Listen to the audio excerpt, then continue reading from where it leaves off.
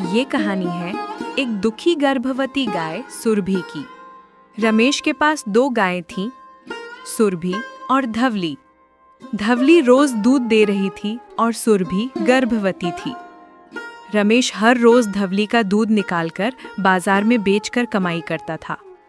वो धवली गाय पर हमेशा मेहरबान रहता था, मगर सुरभि गर्भवती के कारण दूध नहीं दे पाती थी, इसीलिए रमेश उसकी तरफ ध्यान ही नहीं देता था।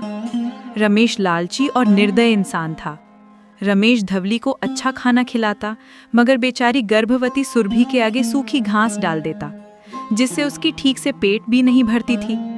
इस वजह से सुरभि हमेशा दुखी रहती। धवली बहन, देखो तो ये रमेश कितना लालची है।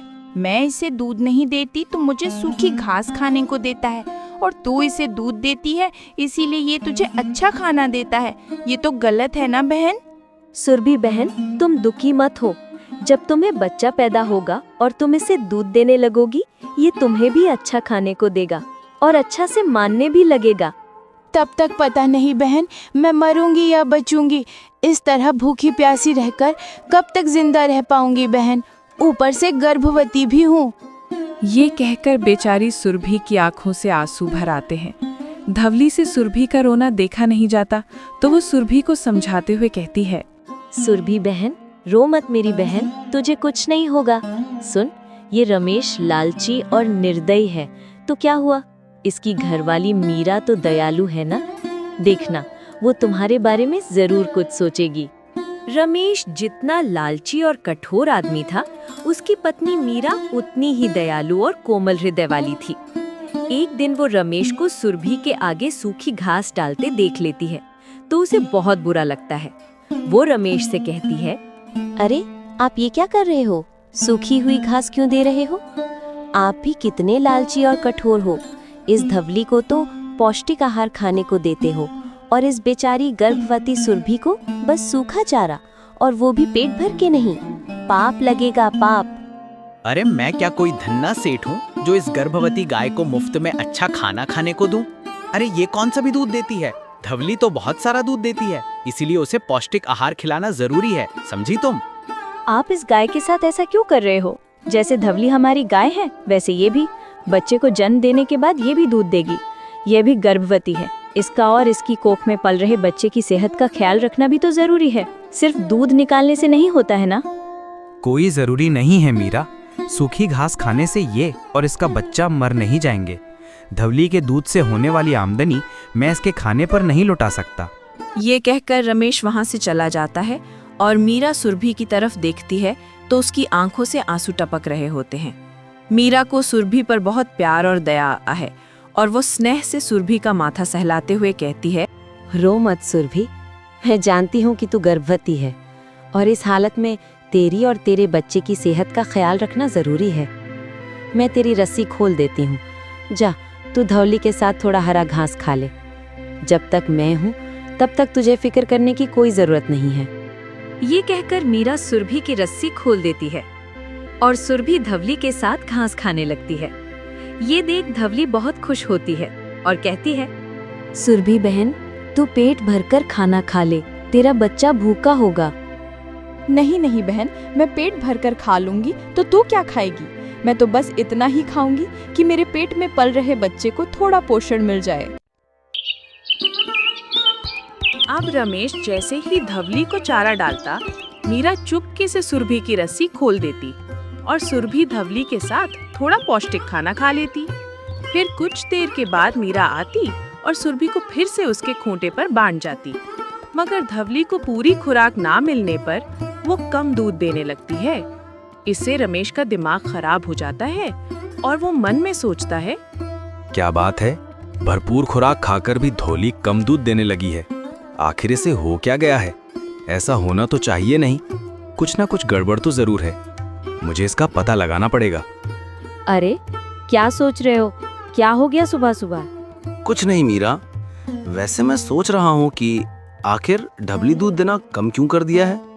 आजकल कम दूध देने लगी है। कुछ तो गड़बड़ लग रहा है। अरे कोई गड़बड़ नहीं हुआ है, दूध तो कम ज्यादा होते ही रहता है ना।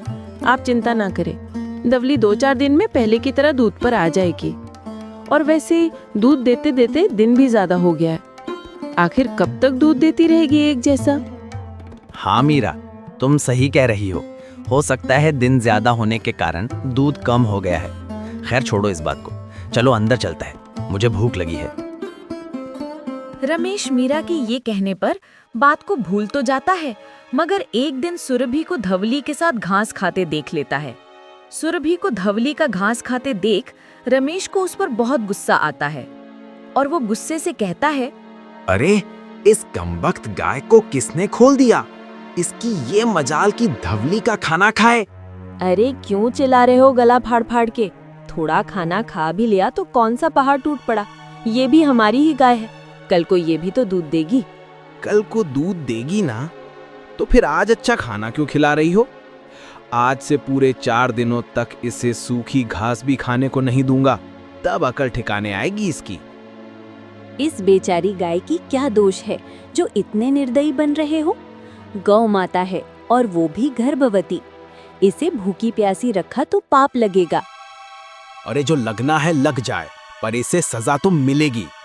और सुनो, जो तुमने इसे खाना दिया तो तुम्हें और तुम्हारे इस गाय को भी इस घर से निकाल दूंगा, समझी? इतना कहकर रमेश सुरभि को उसके खूंटे पर मजबूती रस्सी से बांध देता है। बेचारी गर्भवती गाय खाना ना मिलने पर 2 दिन में ही कमजोर हो जाती है और उसे अपने बच्चे की चिंता सताने लगती है। धौली बहन, इस रमेश ने तो मुझे मारने की ठान ली है। मुझे और एक दिन खाना न मिला तो समझ जाना मैं और मेरा बच्चा तो मर ही जाएंगे। ये कहकर सुरभि रोने लगती है तो धवली से उसका रोना देखा नहीं जाता। धवली उसे तसल्ली देते हुए कहती है, सुरभि बहन रो मत, तुम्हें और तुम्हारे बच्चे को कुछ नहीं होगा। यहाँ से ना कुछ दूर एक जंगल है, तुम वहाँ चली जाओ। पर इस रस्सी से छुटकारा मिले तभी तो जा सकूंगी। मैं तो इतनी कमजोर हो गई हूँ कि रस्सी भी नहीं तोड़ सकती। पर मुझ में बड़ी ताकत है, लाओ तुम्हारी रस्सी में तोड़ देती हूँ। ये कहकर धवली अपने मजबूत सींग से खूंटे पर बंधी रस्सी को तोड़कर सुरभि को आजाद कर देती है और कमजोर सुरभि किसी तरह उठकर खड़ी हो जाती है। अच्छा धवली बहन, मैं चलती हूँ। अपना और अपने बच्चे का ख्याल रखना। जिंदा रही तो कभी जरूर मिलूंगी। अरे बहन, ऐसा क्यों बोल रही हो? कुछ नहीं होगा तुम्हें, तुम बिंदास होकर जाओ और भर पेट खाना खाओ। ये कहकर सुरभि घर से निकल लेती है और धीरे धीरे चलते हुए जंगल में आ जाती है। जंगल पहुंचकर सुरभि खुश हो जाती है और कहती है, अरे यहाँ तो पानी का तालाब भी है और आसपास हरी हरी घास भी खड़ी है। पहले तो मैं पेट भरकर हरी घास खाऊंगी और फिर पानी पीऊंगी। ये कहकर सुरभि पेट भर के घास खाती है और फिर तालाब में पानी पीकर वहीं एक पेड़ के नीचे अपना आश्रय बना लेती है। कुछ देर के बाद सुरभि के पास एक हिरन आ जाता है। बहन, यहाँ जंगल खतरनाक है, रात को लकड़बग्घे घूमते हैं। तुम मेरे साथ मेरी गुफा में चलो, वहाँ तुम सुरक्षित रहेगी। सुरभि हिरण के साथ चली जाती है और रात भर उसकी गुफा में सोती है। सुबह हिरण उसे जंगल के एक गुप्त घास के मैदान में ले जाती है, जहाँ मीठी मीठी घास उगती है। सुरभि वहाँ भर पेट घास खाती है। इधर सुरभि के जाते ही रमेश अचानक बीमार पड़ जाता है। उसकी हालत बिगड़ती जाती है। वैद्य जी उसकी बीमारी को गंभीर बताते हुए कहते हैं, रमेश बेटा, तेरी बीमारी बड़ी गंभीर है। मैं कुछ दवाई देता हूँ, तुम इसे टाइम टाइम पर खाते रहना, जल्दी ठीक हो जाओगे। इस दवाई से मैं ठीक तो हो जाऊंगा ना वैद्य जी?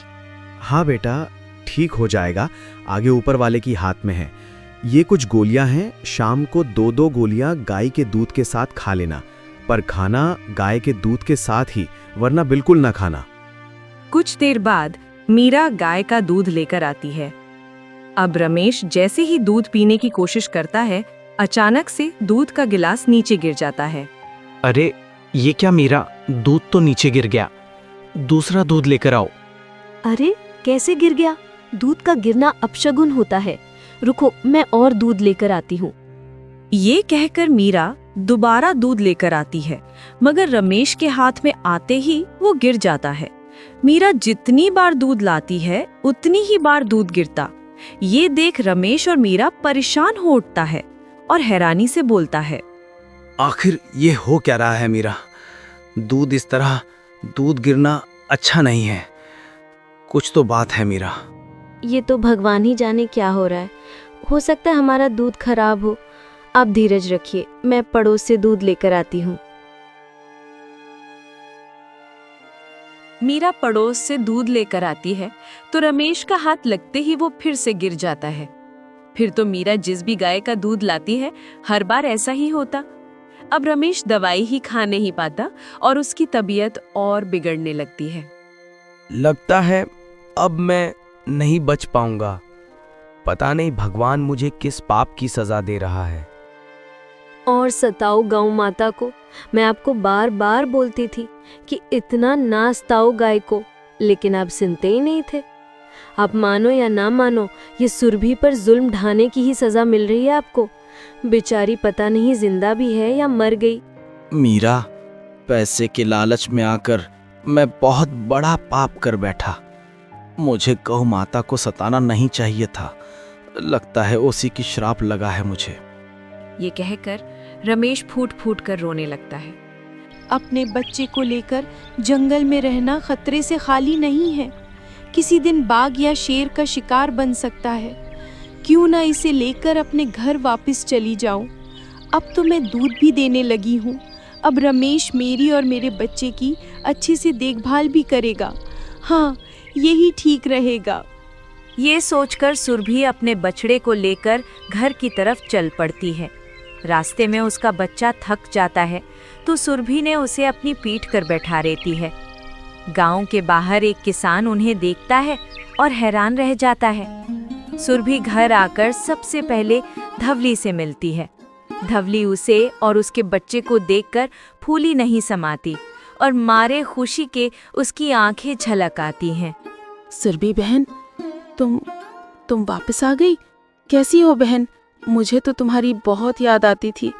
चलो अच्छा हुआ जो तुम वापस आ गई। मैं भी तुम्हें बहुत याद करती थी बहन। तुम्हारी वजह से आज मैं जिंदा हूँ। उस दिन तुम मुझे ना आज़ाद करती तो मैं भूख से मर जाती। वैसे धवेली बहन, मालिक और मलकीन नहीं दिख रहे हैं। घर में नहीं है क्या? अब क्या बताऊं सुरभि बहन, जब से तुम यहाँ से गई तब से मालिक बहुत बीमार हो गया। पता नहीं कौन सा बीमारी लग गया है। मालकिन भी बहुत परेशान रहती है। सुरभि और दुवाली बात कर ही रही होती है कि तभी रमेश आकर सीधे सुरभि के पैरों में गिर जाता है और कहता है, मुझे माफ कर दो गौ माता। मैंने तुम पर बहुत अत्याचार किए हैं। ये कहकर रमेश रोने लगता है। उसे रोते देख सुरभि की भी आंखें भर आती हैं। सुरभि उसे माफ कर देती है। ये सब देख मीरा बहुत खुश होती है। फिर अचानक सुरभि के थनों से दूध टपकते देखती है तो मीरा तुरंत दूध निकालती है। मीरा बीमार रमेश को सुरभि का दूध देती है तो दूध गिरता नहीं। दूध पीते ही रमेश की सारी परेशानी दूर हो जाती है। वो बिल्कुल स्वस्थ हो जाता है। अब रमेश धवली, सुरभि और उसके बच्चे को मन से सेवा करने लगता है। रोज सुबह वो खुद हरी घास लाता, दूध निकालता और बाजार में बेच आता। इसी तरह सब खुशी खुशी रहने लगता है।